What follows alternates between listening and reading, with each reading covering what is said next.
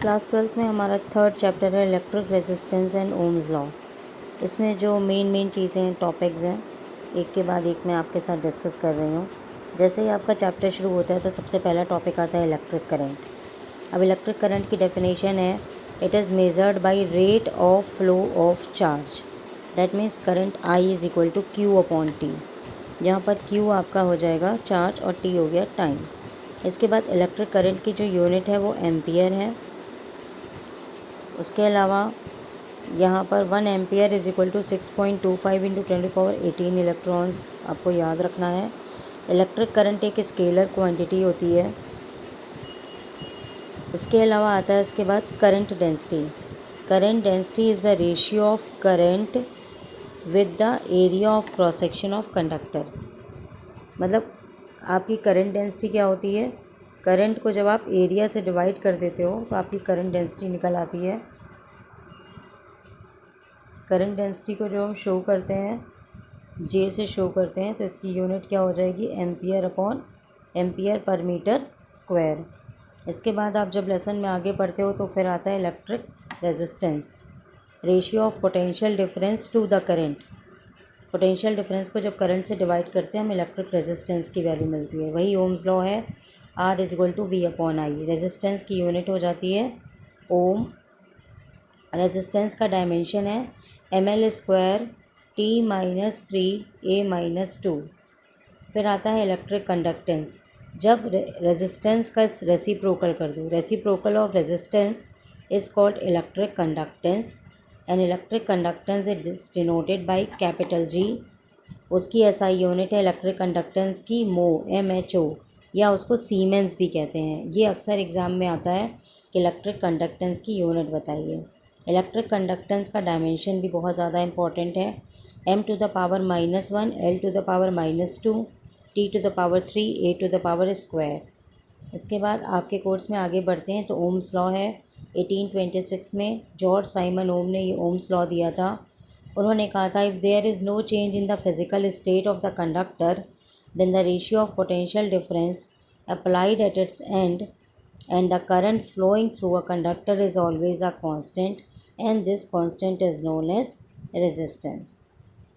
After that जब हम इसमें आगे की तरफ बढ़ते हैं तो हमें नेक्स्ट टॉपिक मिलता है। उसके बाद हमको पढ़ना पड़ता है colour code of resistors. Colour code of resistors पढ़ने के लिए आपको ये याद रखना है कि आपका ब्लैक है, ब्राउन है, रेड है, ऑरेंज है, फिर येलो है, ग्रीन है, ब्लू है, वॉयलेट है, ग्रे है और फिर वाइट। तो ये 0 से लेकर 9 तक इनको मार्क किया जाता है। इसके अलावा इसमें आपका गोल्ड और सिल्वर, गोल्ड के लिए 5% है, सिल्वर के लिए 10% है और अगर कुछ होगा तो 20% है। इसको याद करने के लिए एक फार्मूला है, BB Roy of great Britain visited gateway of India. तो इस तरीके से कलर कोड रजिस्टर में 4 पट्टियाँ होती हैं ABCD। तो AB आपकी स्टार्टिंग के 2 कलर्स के लिए हो जाएंगी जो आप BB रॉय से याद करोगे। फिर C वाली आपकी 10 टू द पावर हो जाएगा और उसके बाद आपका परसेंटेज हो जाता है। तो ये जो जैसे मान लीजिए 10 टू द पावर क्या है, जैसे 0 है तो ब्लैक का 10 टू द पावर 0, ब्राउन है तो ब्राउन का 10 टू द पावर 1। इस तरीके से ये कलर कोड रजिस्टर हो जाता है। कलर कोड रजिस्टर बहुत ज़्यादा। इसके बाद जब हम चैप्टर में आगे बढ़ते हैं तो हमको free electron model of electric conduction का हेडिंग मिलता है। इसके अंतर्गत हम पढ़ते हैं 3-4 चीज़ें जो इम्पोर्टेंट हैं। मीन फ्री पाथ क्या होता है, रिलैक्सेशन टाइम क्या होता है, drift velocity of free electrons क्या होता है। तो कोई भी कंडक्टर होता है तो उसमें इलेक्ट्रॉन्स इधर से उधर मूव करते रहते हैं, तो मूव करते रहते हैं, एक दूसरे से टकराते रहते हैं, उनमें कोलिजन्स होता रहता है। तो 2 कोलिजन्स होने के बीच में जो इलेक्ट्रॉन पूरा रास्ता तय करता है उसे मीन फ्री पाथ कहते हैं। तो डेफिनेशन क्या हो जाती है, the average distance moved by a free electron between 2 successive collision is called mean free path. फिर से सुनिए, average distance moved by a free electron, एक इलेक्ट्रॉन के द्वारा जितना डिस्टेंस तय किया जाए बिटवीन 2 सक्सेसिव कोलिजन, 2 बार टकराने के पहले, उसे मीन फ्री पाथ कहा जाता है। इसके बाद नेक्स्ट हेडिंग आती है रिलैक्सेशन टाइम। तो एक कोलिजन से दूसरे कोलिजन के बीच में जो टाइम मिलता है उसे रिलैक्सेशन टाइम कहते हैं। The time between the two collisions is known age relaxation time. इसके बाद नेक्स्ट टॉपिक आता है drift velocity of free electrons. जिस तरीके से किसी क्लोज्ड वेसल में गैस भरी होती है और उसके मॉलिक्यूल्स घूमते रहते हैं, इसी तरह ये माना जाता है कि इलेक्ट्रॉन्स भी वैकेंट स्पेस में आराम से घूमते रहते हैं बहुत हाई वेलोसिटी में, because due two of thermal agitation. इस मोशन की वजह से जो फ्री इलेक्ट्रॉन्स होते हैं ये आपस में टकराते रहते हैं। हर बार टकराने के बाद वो अपना डायरेक्शन ऑफ मोशन चेंज कर लेते हैं। तो इस तरीके से फ्री इलेक्ट्रॉन दो सक्सेसिव कोलिजन्स के बीच में जो दूरी तय करते हैं उसे मीन फ्री पाथ कहते हैं। और दो कोलिजन्स के बीच में जो समय होता है, the average time interval between two collisions is called relaxation time of the electrons. So all the time the motion of the electron changes its direction, so average thermal velocity of the free electron is always zero and there is no net motion of free electrons. तो electrons का कोई खास motion नहीं होता, सब एक दूसरे को कैंसिल कर देता है। मान लीजिए if it is imagined that if they are connected with a battery now, अब उस कंडक्टर को हमने एक बैटरी से कनेक्ट कर दिया, इसकी वजह से वहाँ पर एक पोटेंशियल डिफरेंस क्रिएट हो जाएगा और वहाँ पर वो एक इलेक्ट्रिक फील्ड डेवलप हो जाएगी। उसमें हर फ्री इलेक्ट्रॉन एक्सपीरियंस करेगा एक इलेक्ट्रिक फोर्स जो कि उसमें इलेक्ट्रिक फील्ड के अपोजिट डायरेक्शन में होगा। अब मान लीजिए उसमें कुछ इलेक्ट्रॉन्स ट्रैवल कर रहे हैं तो उनके अंदर एक एक्सेलरेशन डेवलप होगा। वो एक्सेलरेशन हम फॉर्मूले F = ma से निकाल सकते हैं।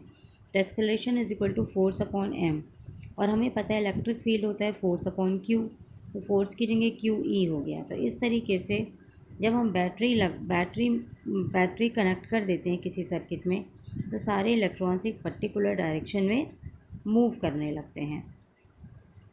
एक्सेलरेशन की वजह से वो जितने भी इलेक्ट्रॉन्स हैं वो इलेक्ट्रिक फील्ड के अपोजिट डायरेक्शन में मूव करते हैं, लेकिन इससे इलेक्ट्रॉन की वेलोसिटी बढ़ती नहीं है क्योंकि वो बार बार आपस में टकराते भी रहते हैं और वो अपनी काइनेटिक एनर्जी को लूज़ कर जाते हैं।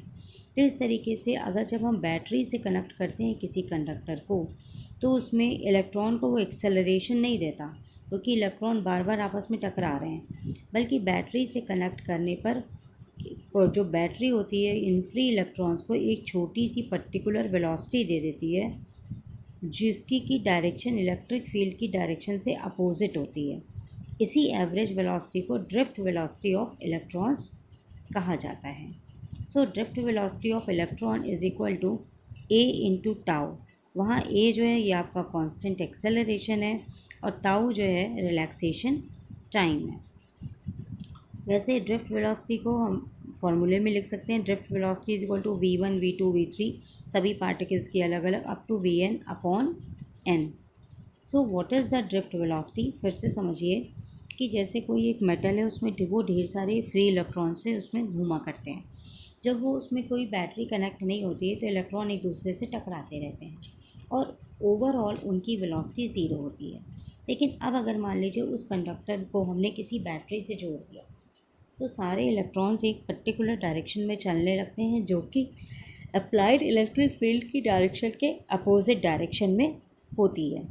लेकिन इलेक्ट्रॉन्स चल तो रहे हैं एक ही डायरेक्शन में, लेकिन फिर भी वो आपस में टकराते रहते हैं, इसलिए उनके अंदर एक्सेलरेशन नहीं पैदा होता। इसलिए बैटरी कनेक्ट करने पर उन फ्री इलेक्ट्रॉन्स के अंदर सिर्फ एक वेलोसिटी पैदा होती है और वो एक एवरेज वेलोसिटी होती है जो सब इलेक्ट्रॉन्स के अंदर डेवलप हो जाती है। इसी एवरेज वेलोसिटी को ड्रिफ्ट वेलोसिटी कहा जाता है। इसके बाद हमें नेक्स्ट टॉपिक पढ़ना पड़ता है what is mobility of electrons. तो मोबिलिटी क्या होता है कि कितनी जल्दी कोई इलेक्ट्रॉन किसी मेटालिक कंडक्टर या सेमी कंडक्टर से मूव कर जाता है अगर हम उसे एक इलेक्ट्रिक फील्ड में रखते हैं। मतलब mobility means how quickly an electron can move through a conductor or a semiconductor when pulled by an electric field. So mobility can be calculated by dividing drift velocity with the applied electric field. Or we can say that mobility of electron is equal to magnitude of drift velocity imparted in a uniform electric field strength. मतलब mobility को mu से लिखते हैं, mobility निकालने के लिए drift velocity को electric field से डिवाइड किया जाता है। मोबिलिटी की यूनिट होती है मीटर स्क्वायर पर वोल्ट पर second. Now after that we have to study what is the relation between electric current and drift velocity of the free electrons. Strength of electric current in a conductor is measured by magnitude of the electric charge flowing per second through the cross section of the conductor. किसी भी conductor का electric current का strength नापने के लिए उसमें कितने charge flow कर रहे हैं पर्टिकुलर एरिया से, ये निकालते हैं तो हमको स्ट्रेंथ ऑफ इलेक्ट्रिक करंट निकल जाता है। मान लीजिए कोई कंडक्टर है, उसकी लेंथ L है, उसमें इलेक्ट्रॉन्स मूव कर रहे हैं एक ड्रिफ्ट वेलोसिटी Vd से। If the charge carried by free electrons, मान लो जो उसमें कंडक्टर में फ्री इलेक्ट्रॉन्स मूव कर रहे हैं उनका चार्ज Q है, तो टाइम t सेकेंड में उसमें कितना करंट फ्लो करेगा, I is equal to Q/T।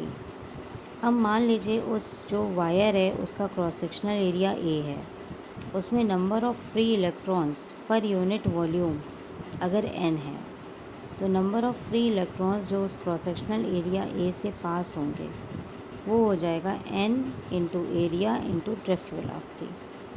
और ये पूरा आपका जो वॉल्यूम है ये t सेकेंड में पास हो रहा है और हर इलेक्ट्रॉन के ऊपर चार्ज E है, इसलिए जो चार्ज इसमें से पास होगा वो NaVd t into E।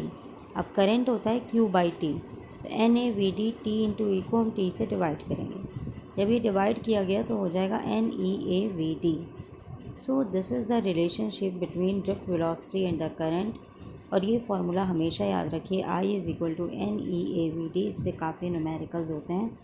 I current है, N नंबर ऑफ़ इलेक्ट्रॉन है, E जो है वो चार्ज है 1.6 × 10⁻⁹, A एरिया ऑफ कंडक्टर है, Vd drift velocity of electrons.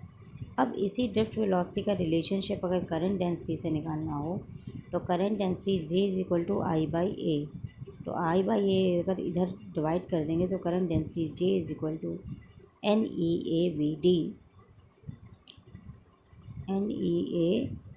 तो A भी कैंसिल हो जाएगा, तो करंट डेंसिटी हो जाएगा NeVd केवल। तो करंट डेंसिटी का रिलेशनशिप ड्रिफ्ट वेलोसिटी के साथ है J is equal to NeVd और करंट के साथ है NeaVd। तो सिंपली देखिए, अगर करंट के साथ निकालना हो तो NeaVd और करंट डेंसिटी के साथ है तो NeVd। ये दोनों फॉर्मूले बहुत ज़्यादा इम्पॉर्टेंट हैं।